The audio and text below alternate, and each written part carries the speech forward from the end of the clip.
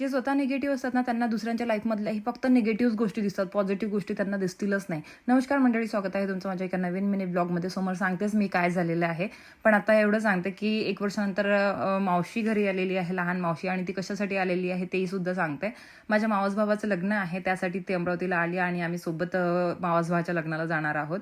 मावस भावाचं लग्न हे कारंजाजवळ एक छोटंसं गाव आहे, मनबा त्याला आहे, आणि त्यामुळेच 2 दिवस ब्लॉग आले नाही, कारण आम्ही लग्नात बिझी होतो. आम्ही लग्नात खूप एन्जॉय केला. गावातलं लग्न परत एक तुम्हाला बघायला मिळणार आहे. मी मोठे ब्लॉग बनवलेले नाही आहे, शॉर्ट ब्लॉग बनवलेले आहेत, कारण आम्हाला इतका वेळच मिळाला नाही मोठे ब्लॉग बनवायला.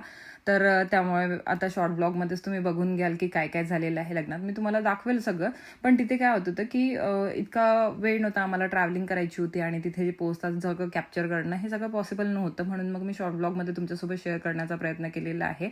नेक्स्ट ब्लॉगपासून तुम्हाला तेच ब्लॉग बघायला मिळतील. आणि हो, मी का म्हटलं की निगेटिव्ह लोकांना फक्त निगेटिव्ह गोष्टी दिसतात.